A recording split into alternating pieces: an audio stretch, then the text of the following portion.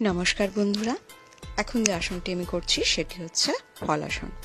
এই আসন আমাদের স্পাইনকে ফ্লেক্সিবল করতে সাহায্য করে। এছাড়াও পিঠের মাসল এবং আমাদের ডাইজেশন এগুলো বৃদ্ধিতে সাহায্য করে, কনস্টিপেশন রোধ করতেও সাহায্য করে।